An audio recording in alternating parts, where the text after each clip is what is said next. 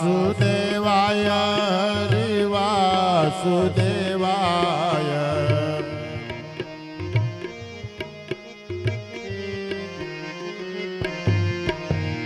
ओम नमो भगवते वासुदेवाय ओम नमो भगवते वासुदेवाय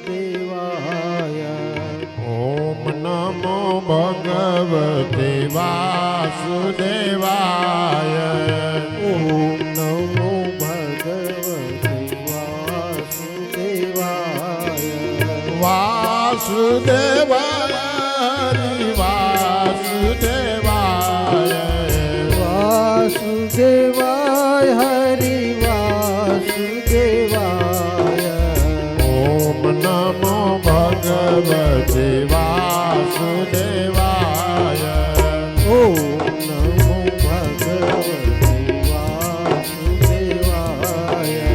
ओम नमो भगवते वासुदेवाय ओम नमो भगवते वासुदेवाय ओम नमो भगवते वासुदेवाय ओम नमो भगवते वासुदेवाय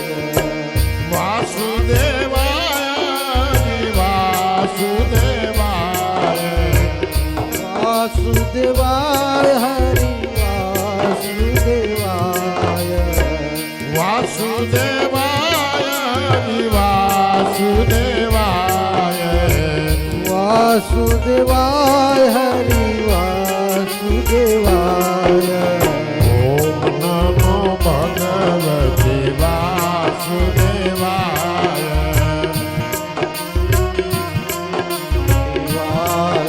वासुदेवाय ओम नमो भगवते वासुदेवाय ओम नमो भगवते वासुदेवाय वासुदेवाय हरि वासुदेवाय वासुदेव बोले ना पितृ तरी जाय वासुदेव बोले ना पितरो करि जाय वासुदेव बोले ना पितृ तरी जाय ओम नमो भगवते वासुदेवाय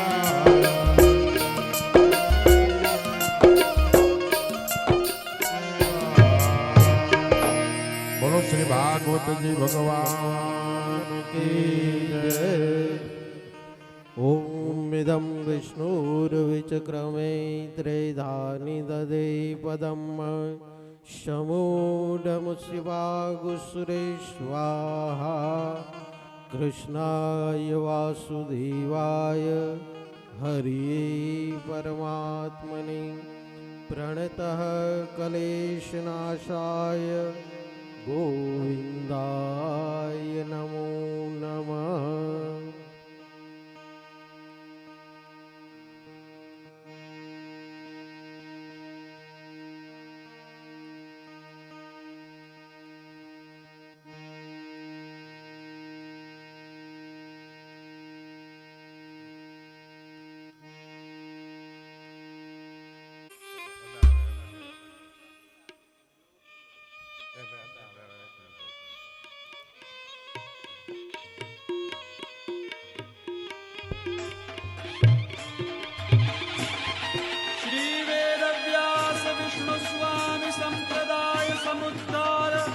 संवृत श्री पुरुषोत्तम वदनानलावतार सर्वान्नाय संचार वैष्णवान्नाय प्राचुर्य प्रकार श्री बिल्व मंगलाचार्य सांप्रदायिकार्पित साम्राज्यासन अखंड भूमंडलाचार्य चक्रचूडामणि विद्यावाचस्पति दश दिगंत विजयी श्री भागवत प्रतिपद मणिवर भावांशु भूषिता मूर्ति पदवाक्य प्रमाण पारावार पारीण भक्ति मार्गाद्य मार्तंड षड्दर्शन व्याख्यान सिंहा महेश्वर श्रीराजाधिराज शुद्धाद्वैत पुष्टि मार्ग प्रवर्तक आचार्य वर्य जगद्गुरु श्रीमद्वल्लभाचार्य महाप्रभु विजयते तराम विजयते तराम विजयते तमाम।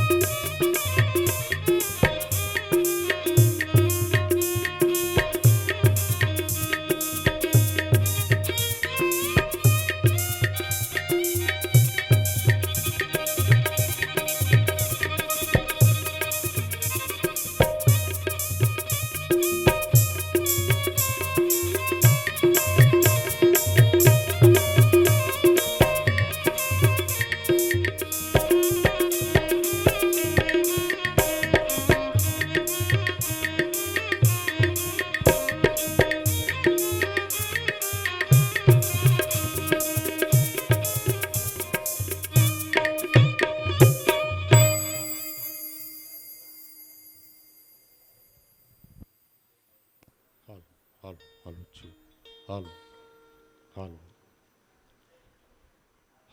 હાલ હાલ છે.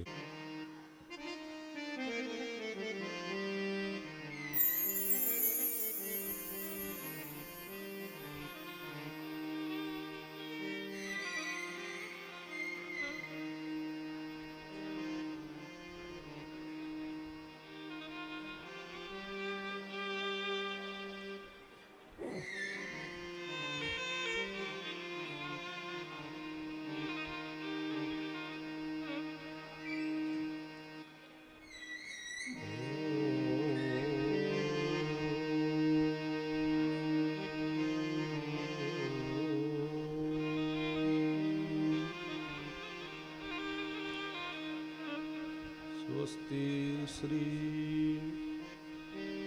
गणेशाय नमः।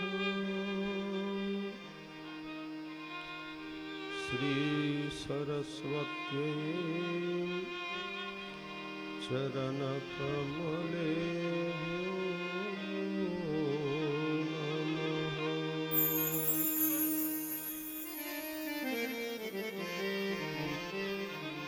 श्रीकृष्णाय नमः। श्रीगोपीजनवल्लभा सद्गुरुचरणकमलेभ्यो नमः। ॐ श्री विभूषितकरा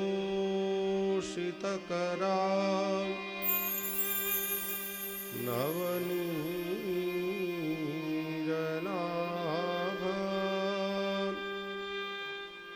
पीताम्बरा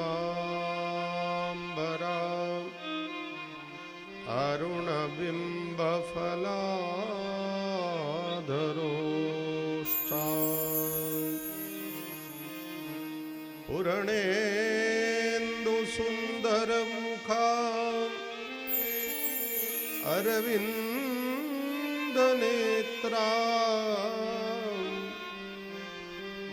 कृष्णात् परं किमपि तत्त्वमहं न जाने।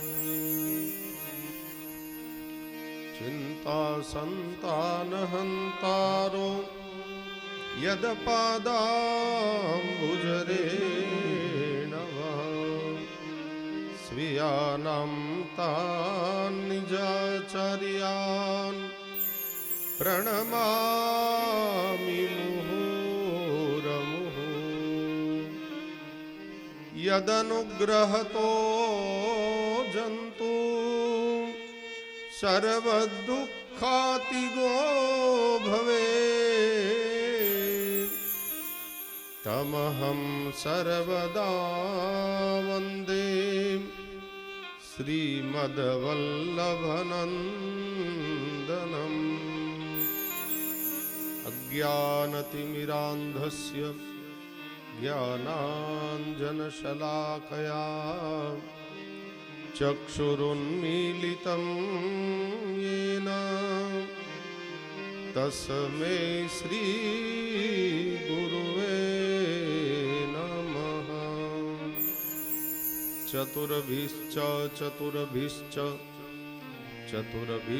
त्रिभिस्तथा षड्भिर्विराजते योऽसो पञ्चधा हृदये मम। नमामि हृदये शेषे लीलाक्षीराब्धिसायिनम् लक्ष्मी सहस्रलीलाभिः सेव्यमानं कलानिधिम्।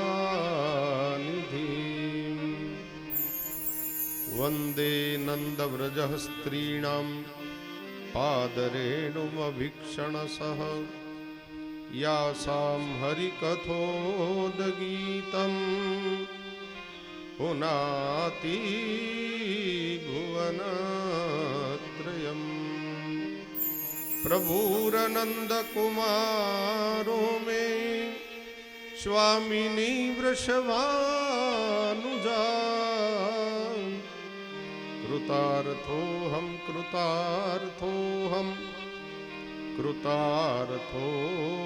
न संशय।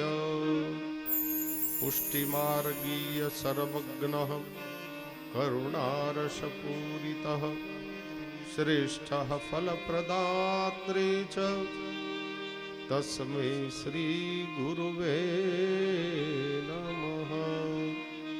બોલીએ બાલકૃષ્ણ લાલ પ્યારે પ્યારી જય સદગુરુદેવ કી જય.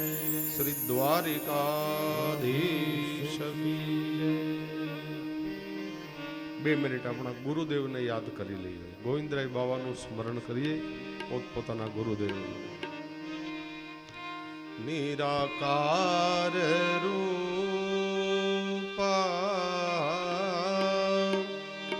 જય ગુરુદેવા.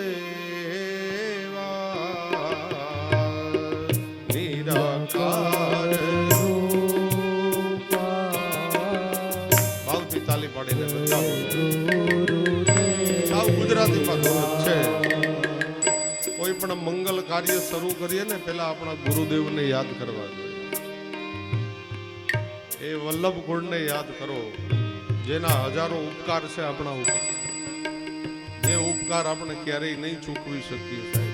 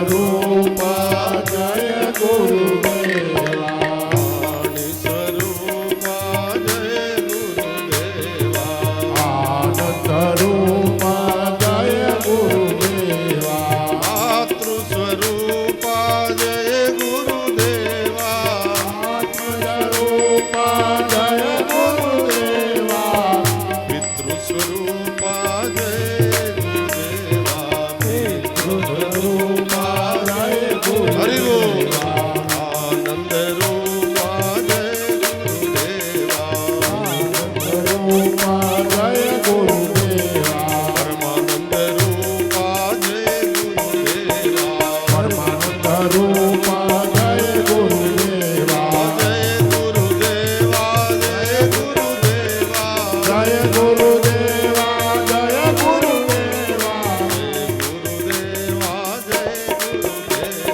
પરમાનંદ જય ગુરુદેવા નાથ નિરંજન જય ગુરુદેવા સ્વરૂપા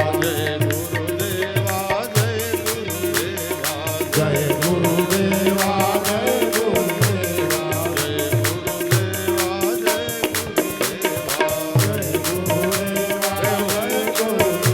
ગુરુદેવા જય ગુરુદેવા જય ગુરુદેવા જય ગુરુદેવા જય ગુરુદેવા करारविन्देन पदारविन्दं मुखारविन्दे विनिवेशयन्तं वटस्य पत्रस्य पुटे शयानम् श्रीबालं मुकुन्दं मनसा स्मरामि वसुदेवसुतं देवं कंसचाणूरमर्दनं देवकी परमानन्दं श्रीकृष्णं वन्दे जगद्गुरु श्रीकृष्णं वन्दे जगद्गुरु बोलिए बालकृष्ण लाल प्यारे की श्री द्वारिकाधीश की श्री गोवर्धन नाथ की श्याम सुंदर श्री यमुने महारानी की श्री वल्लभाधीश की श्री गुसाई जी परम दयाल की श्री गोविंद राय जी प्यारे की श्री हरि राय जी प्यारे की श्री जय वल्लभलाल प्यारे की श्री भावनेश्वराय प्यारे की श्री किशोर चंद्रलाल प्यारे की जय जय श्री राधे जय जय श्री राधे जय जय श्री राधे श्री वृंदावन विहारी लाल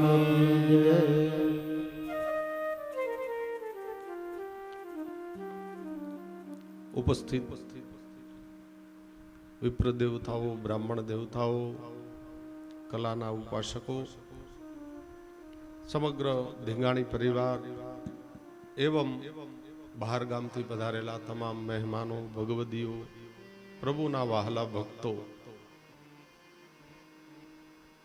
प्रभु श्री द्वारिकाधीशना चरणों में युगल चरणों में दंडवत प्रणाम श्रीमद शब्द देह प्रभुनो वांगमय स्वरूप भागवत जीना श्री चरणारविंद में दंडवत मारा गुरुदेवना चरणों में दंडवत अने आप बधा भाईओ बहनों ने मारा भावपूर्ण जय श्री कृष्ण। द्वितीय दिवस ना प्रातःकालीन सत्र में धींगाणी परिवार वती पधारेला तमाम मेहमानों व्यासपीठ उपरथी हार्दिक स्वागत अभिवादन। गई काले पोथीजीना प्रभुना सामया करी प्रभुने पधराव्या અને થોડી ભાગવત અને મહાત્મય વિશેની આપણે ચર્ચા કરતા હતા. મહાત્મયના પ્રથમ જ શ્લોકની આપણે કથા કહેતા હતા. વેદ અરે સુતજી મહારાજનું જે મંગલાચરણ થયું આપણે ચર્ચા કરતા હતા તે શ્રીમદ ભાગવતજીમાં 3 જગ્યાએ એ મંગલાચરણ થયું છે. એમાંનું પ્રથમ મંગલાચરણ એ સુતજી મહારાજે અહીંયા પ્રથમ શ્લોકમાં મંગલાચરણ કર્યું. સચ્ચિદાનંદ રૂપાય વિશ્વોત્પત્યાદિ હેતવે તાપત્રય વિનાશાય શ્રી કૃષ્ણાય વયમ નમઃ. અને પછી પોતાના ગુરુદેવને યાદ કરીને મંગલાચરણ કર્યું. યમ પ્રવ્રજંતમનુપેતમપેત કૃત્યમ દ્વૈપાયનો વિરહ કાતર આજુહાવ પુત્રેતિ તન્મયતયા સ્તરવો વિનેદુ તમ સર્વભૂત હૃદયમ મુનિમાનતોસ્મી. મંગલાચરણમાં પોતાના ગુરુદેવને યાદ કર્યા છે સૂતજી મહારાજ. સૂતજી મહારાજ આમ તો સૂત, બંદીજન અને માગધ એવી પ્રકારની એ વખતે જાતિઓ હતી. આજે પણ ક્યાંક ક્યાંક જોવા મળે છે. સૂત જાતિ એ શુદ્ર જાતિ છે સાહેબ.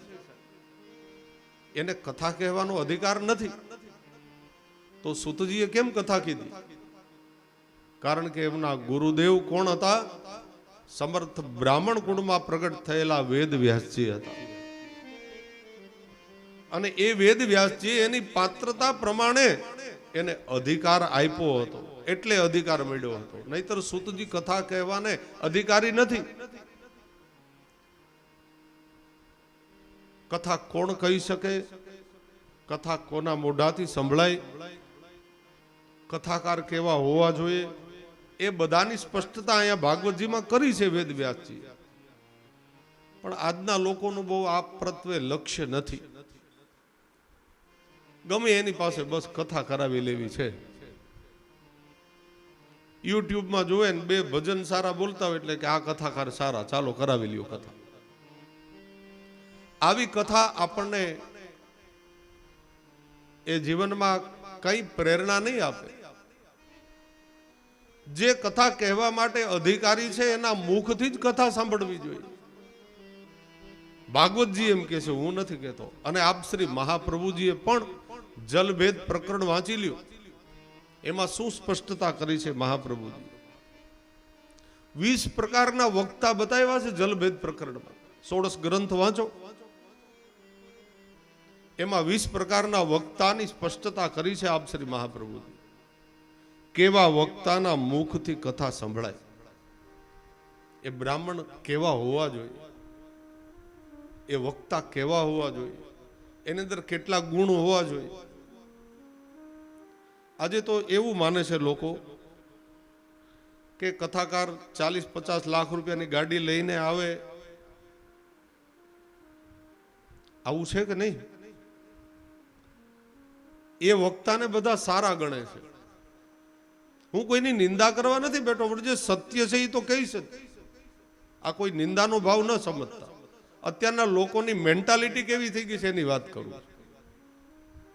50-60 લાખ રૂપિયાની ગાડી લઈને આવે, 2-4 જણા એની આગળ પાછળ દોડતા હોય, આગળ આવીને છેટા રેજો એવું કરતા હોય.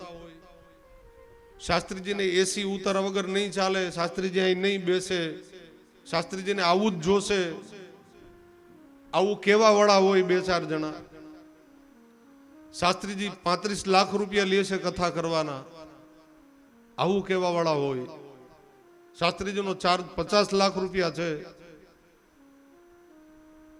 આવા વક્તાને બધા બહુ સાંભળે. સમજાય છે ને મારું કહેવાનું? આવા વક્તા આવે એટલે બધા ઊભે પગે રહે.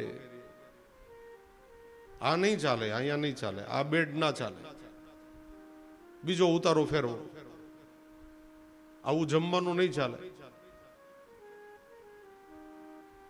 દિવસમાં 3 વાર શાસ્ત્રીજી કપડા બદલાવતા હોય. આવા શાસ્ત્રીજી બધાને બહુ રૂચે. અને ઈ કેમ કરે પણ ખરા. મારા જેવા સીધા સાદા કથાકારનું બહુ મહત્વ ના હોય સાહેબ. કારણ કે અમારે માત્ર કથા કેવી છે, આવા ડીંડક નથી કરવા. જ્યાં વેદવ્યાસજીએ કીધું છે, મહાપ્રભુજીએ જે કીધી છે એ વાણી તમારા સુધી પહોંચાડવી છે. કોઈ નામ પેદા નથી કરવું સાહેબ. નામ તો મારા શ્રી હરિ પાસે લખાઈ જાય ને એટલે ઘણું છે. પબ્લિક પાસે નામ લેવાની કોઈ અપેક્ષા નથી. કોઈ યુટ્યુબમાં વિડિયા મારે નથી મૂકવા. મારા વિડિયા અમુક કથાઓના છે યુટ્યુબમાં, પણ મેં મૂકેલા નથી. તમે યુટ્યુબમાં મારી કથા જોઈ હશે, પણ મારી યુટ્યુબ જ નથી સાહેબ. મારા મૂકેલા કોઈ વિડિયા નહીં હોય ક્યાંય. એવી પબ્લિસિટી કરવાની કોઈ જરૂર જ નથી સાહેબ. આ કોઈ પૈસા કમાવાનું કોઈ સાધન નથી. આ તો પ્રભુની વાણી છે સાહેબ.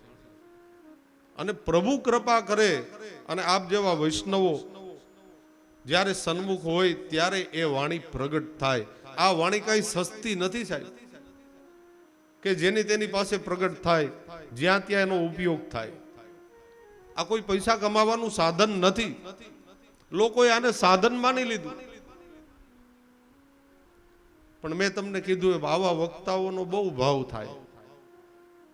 5-25 અદબથી ઉભાઈ રહી એની પાસે.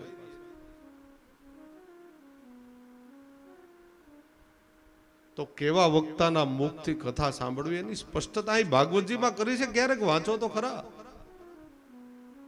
20 પ્રકારના વક્તા છે જલભેદ પ્રકરણમાં. એમાં શ્રેષ્ઠ વક્તા કયા?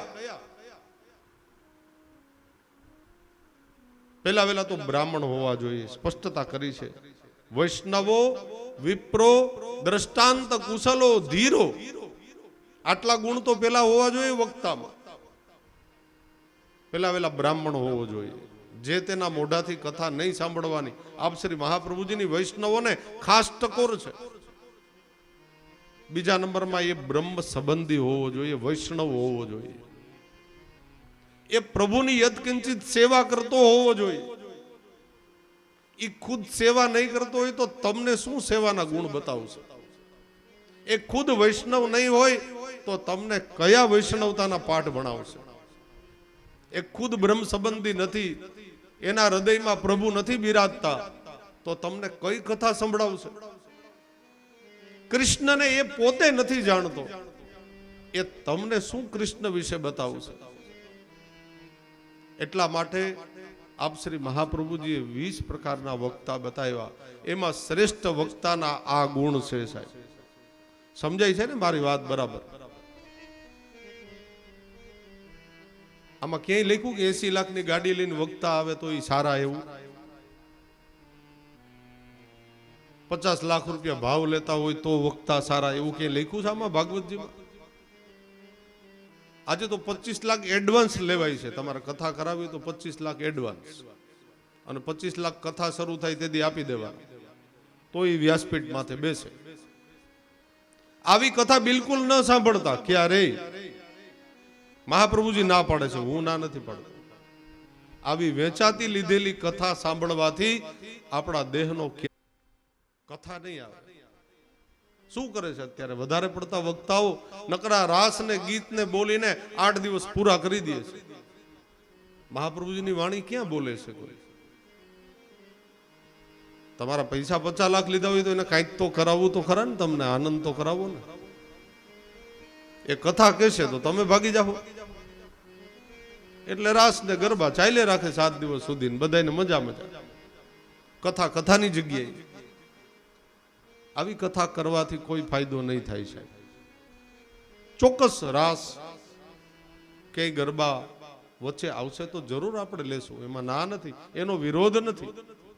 પણ નકરા રાસ ને ગરબા કરીને 7 દિવસ કાઢી નાખવાના, એના માટે આ ખર્ચ થાય છે. તો પછી 3 દિવસનો કાર્યક્રમ મહારાસનો જ રાખી દે, તો આ ખર્ચ કરવાની ક્યાં જરૂર છે? તો નકરા રાસ જ લઈએ. 20 પ્રકારના વક્તા બતાવ્યા. કોઈ ખાબોચિયા જેવા વક્તા, કોઈ ગંદુ ભરેલા ખાડા જેવા વક્તા, કોઈ સમુદ્ર જેવા વક્તા, કોઈ નદી જેવા વક્તા. આ બધાની સાથે જલભેદમાં મહાપ્રભુજીએ 20 પ્રકાર બતાવ્યા. એમાંથી શ્રેષ્ઠ વક્તા કયા? સમુદ્ર જેવાય નહીં, નદી જેવાય નહીં, ખાબોચિયા જેવાય નહીં, કોઈ કેનાલ જેવા પણ નહીં. શ્રેષ્ઠ વક્તા છે કોઈ પર્વત ઉપરથી એકદમ નિર્લેપ થયેલું જલ ખલખલ કરતું જે વહેતું હોય એ કેટલું વિશુદ્ધ હોય, એમાં કોઈ મલિનતા ના હોય. આવું ખડખડ કરતું જે ઝરણું વહેતું હોય ને એવા જે વક્તા હોય ને એ શ્રેષ્ઠ છે સાહેબ. અને જે વૈષ્ણવ હોય, જે બ્રહ્મ સંબંધી હોય, જે સંતોષી હોય, એ આના ભાવ ન લગાડતા હોય. આના 50 લાખ થાય, 40 લાખ થશે, આ તો ત્રાજવે નાખવાની વાત છે. કનૈયાને વેચવાનું છે સાહેબ. આ ગ્રંથ વેચાતો મળે? આ વહેંચવાની ચીજ છે, આ વેચવાની ચીજ નથી. 22 વર્ષથી કથા કરું છું, આજ દિવસ સુધી મેં હજી કોઈને એમ નથી કીધું કે તમારે મને આટલા પૈસા આપવા પડશે. અને એ પ્રભુ એવી બુદ્ધિ ક્યારેય મને ન આપે એવી સતત હું પ્રભુને પ્રાર્થના કરું છું.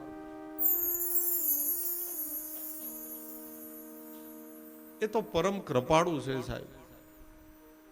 પૈસા શું કામ માગીએ? કનૈયાને ન માગી લઈએ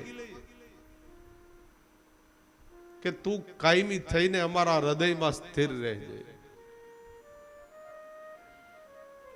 ધન્ય શ્રી યમુના કૃપા કરી શ્રી ગોકુલ વ્રજ સુખ આપજો. ધન્ય શ્રી યમુના કૃપા કરી શ્રી ગોકુલ વ્રજ સુખ આપજો. ધન્ય શ્રી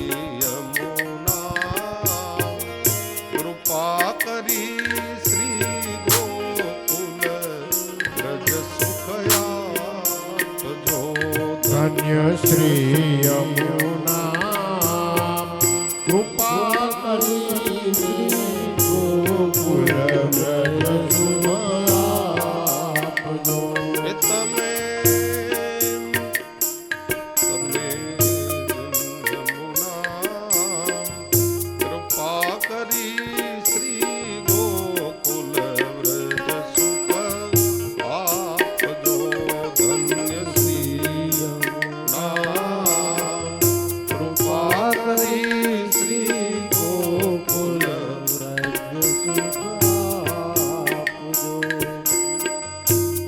પ્રભુ પાસે માગવું હોય તો આ ન માગીએ. પૈસા શું કામ માગીએ?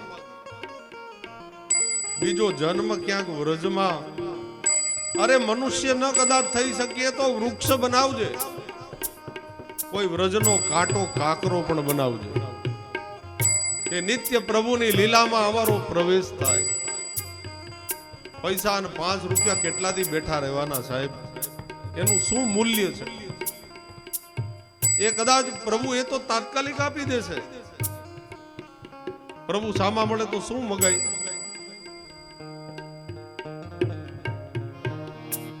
ધન દોલત સંપત્તિ એ તો અહીંની વસ્તુ છે સાહેબ. એ અહીંનું તો અહીં રહેવાનું. પ્રભુ મળે તો પ્રભુને જ માગી લેવાય. આનાથી વિશેષ કઈ ન મગાય. એ તમે મોટા છો શ્રી મહારાણી, તમે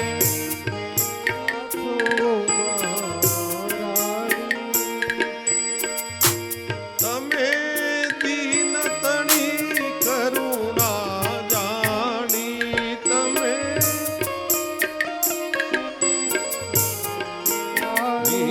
ધન્ય શ્રી યમુના કૃપા કરી શ્રી ગોકુલ વ્રજ સુખ આપજો.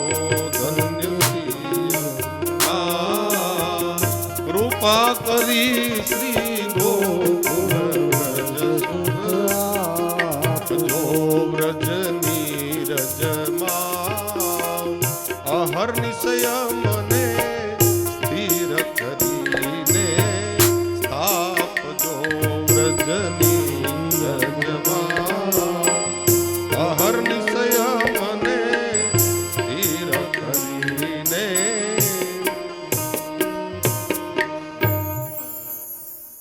પાસે માગવું હોય તો આ માગી લેજો કે પ્રભુ ફરી ફરી અમને મનુષ્ય દેહ પ્રાપ્ત થાય અને એ મનુષ્ય દેહ પણ કોઈ શ્રેષ્ઠ વૈષ્ણવના ઘેરે પ્રાપ્ત થાય.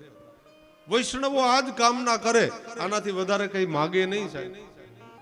અને આપણા પ્રભુ પાસે માગવાની મનાઈ જ છે. પ્રભુ પાસે કાંઈ માગશો ને તો પ્રભુને પરિશ્રમ થશે, એટલે કઈ માગવાનું છે જ નહીં.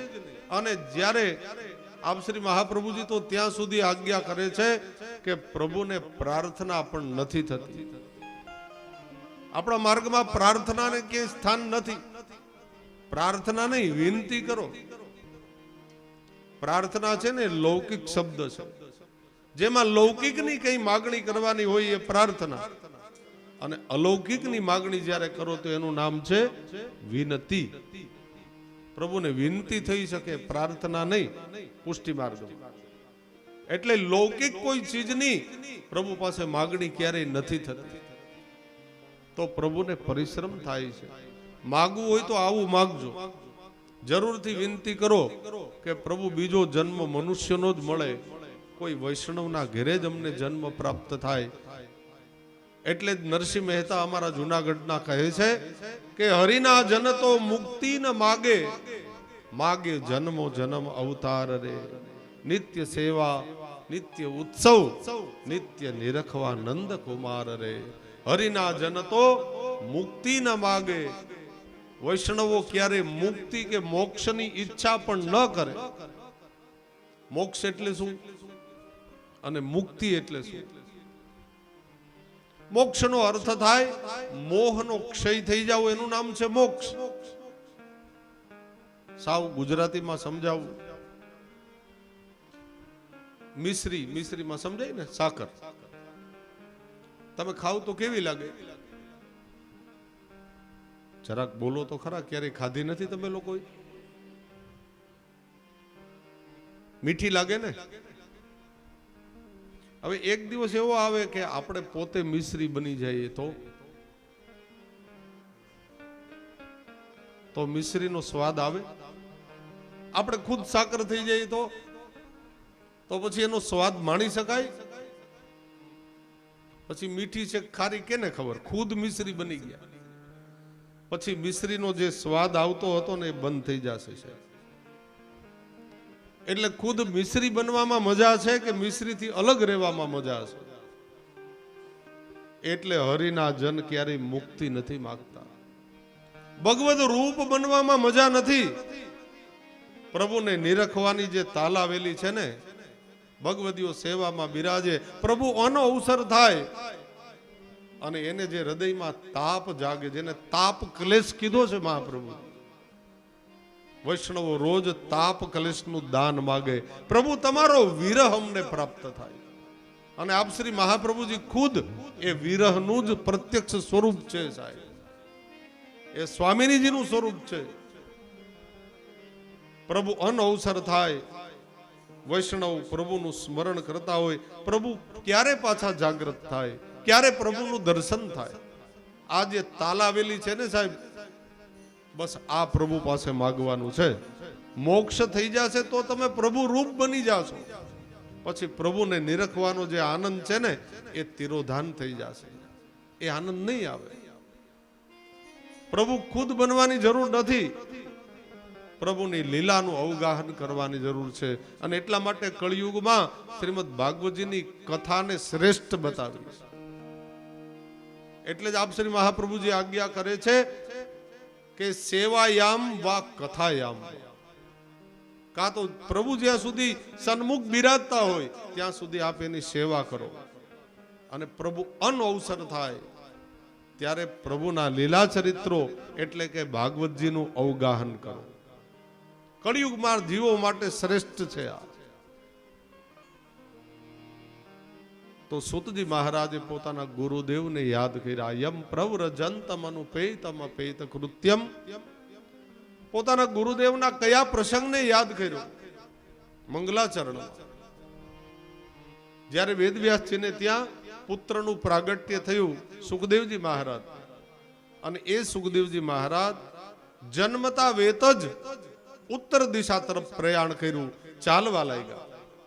વેદ વ્યાસજી એની પાછળ પાછળ જાય, હે પુત્ર કરીને. બસ એ પ્રસંગને અહીંયા સૂતજી મહારાજ યાદ કરે છે. યમ પ્રવ્રજંતમ અનુપેતમ પ્રેત કૃત્યમ દ્વૈપાયનો વિરહ કાતર આજુહાવ. એ વખતે વેદ વ્યાસજીને પુત્ર સ્નેહ પ્રગટ થયો. આ ત્રણ જ પ્રકારની એષણાઓ કોઈને શાંતિ નથી લેવા દેતી સાહેબ. એટલે ભગવત ચરણારવિંદમાં બેસવાનું છે, એટલા માટે પ્રભુની કથાનું અવગાહન કરવાનું. ત્રણ જ એષણા છે માણસની. પેલા વેલા પુત્રેષણા. પુત્ર પરિવાર ન હોય ત્યાં સુધી પથ્થર એટલા દેવ કરીએ આપણે કે એક દીકરાનો જન્મ થાય આપણા ઘરે, એનું નામ છે પુત્રેષણા. ભગવાન પુત્ર આપી દે પછી એના માટે ધન ભેગું કરવા માટે દિવસ રાત મહેનત કરીએ, એ છે વિતેષણા.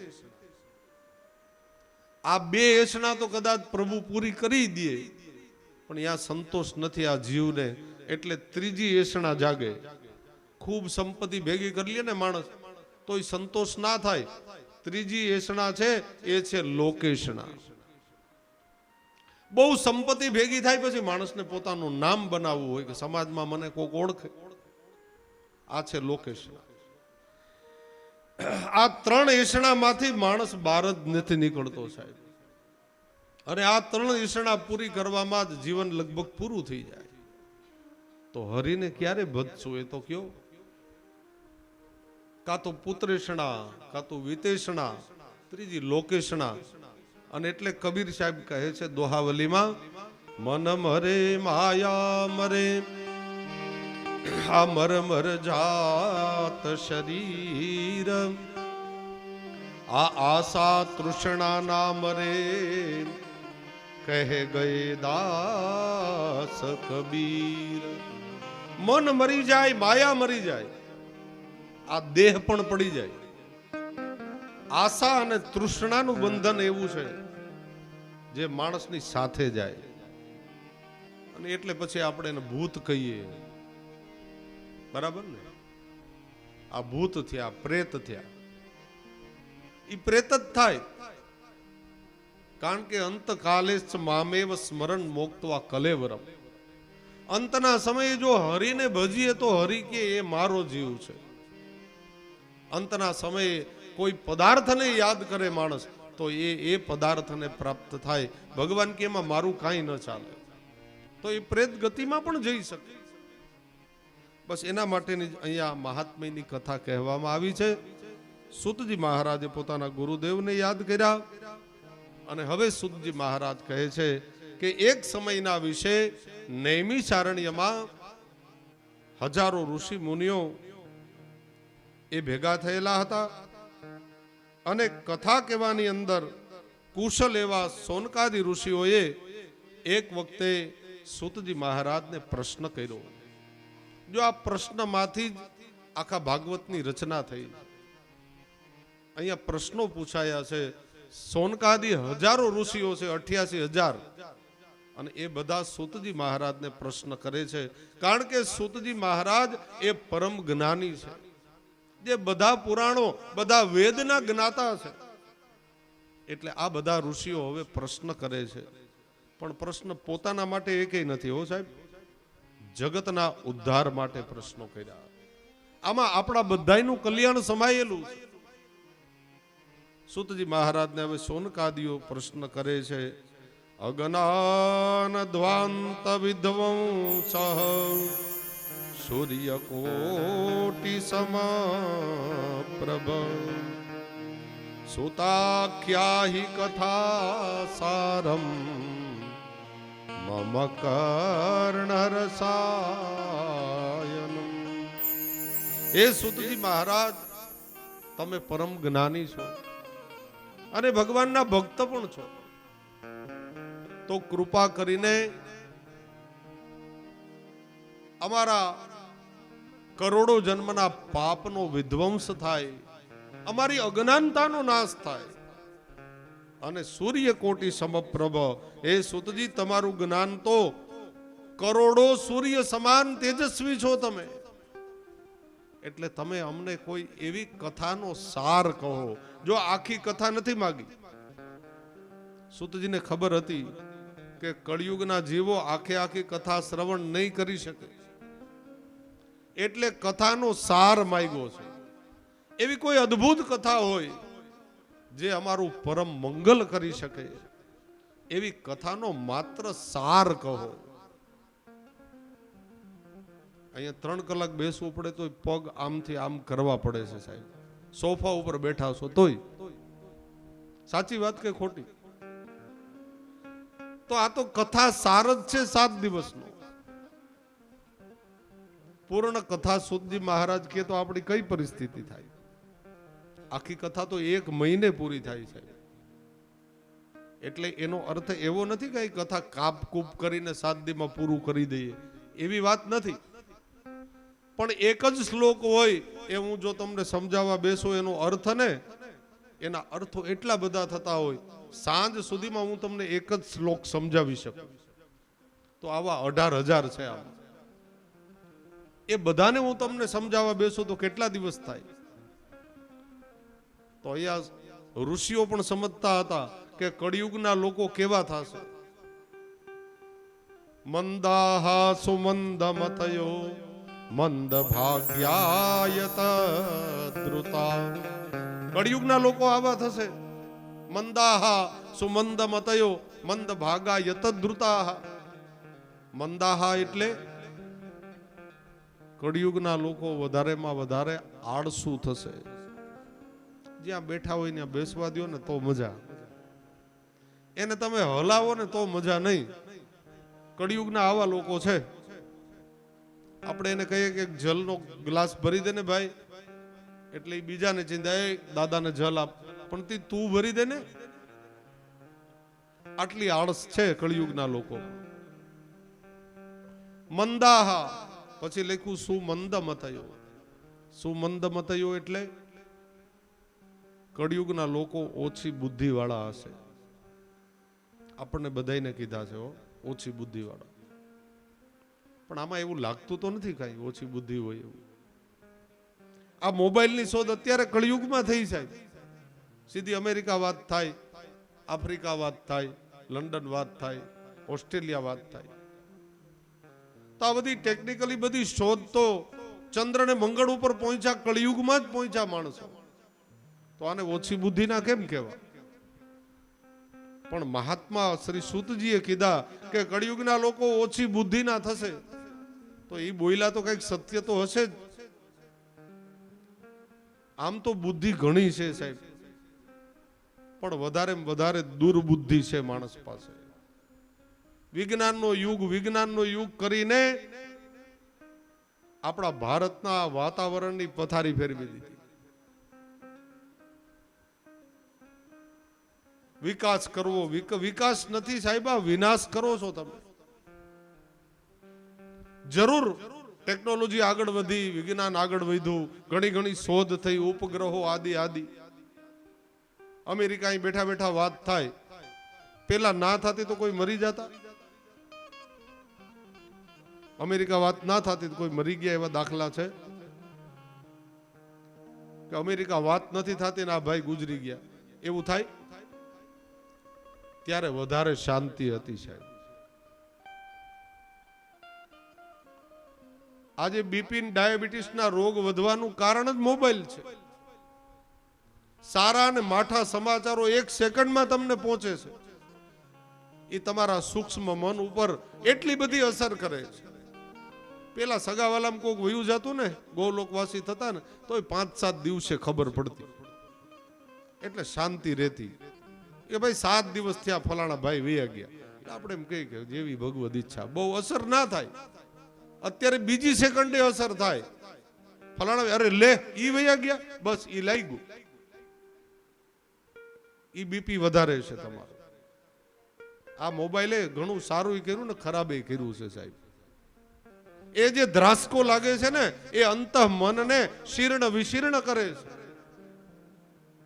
પેલા 7-8 દિવસે ખબર પડતી, મેલો આવે તેદી ઈ પહોંચાય તો જાય, નકર જય ગોવર્ધન નાથ કી. નો પહોંચાય તો નોય જાતા.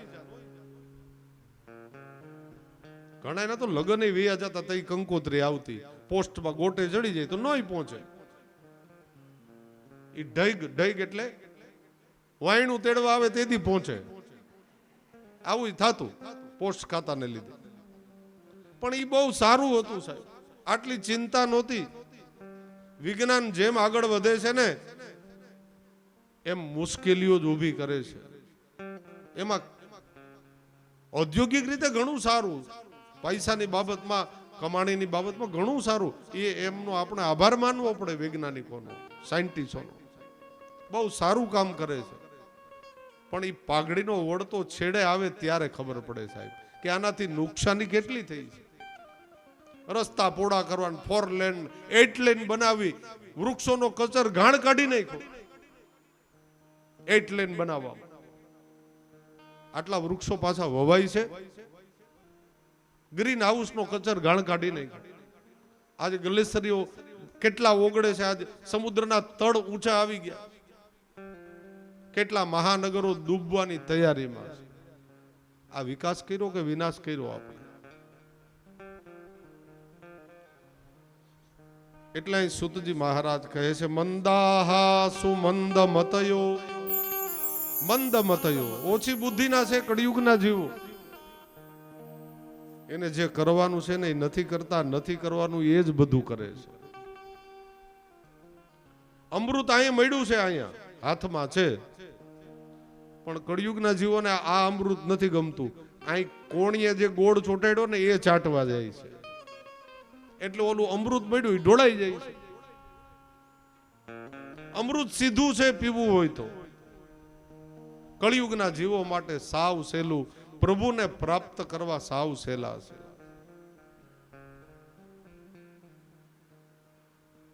જરાય અઘરા નથી. નહીં કલી કર મન ભગતિ વિવેકો.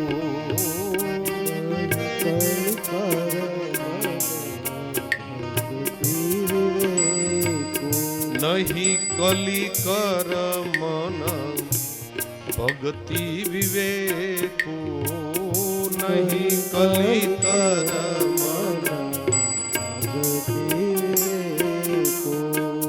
રામ નામ અવલંબન એકો. રામ નામ લંબન નહીં કલી કર મન ભક્તિ વિવેકો.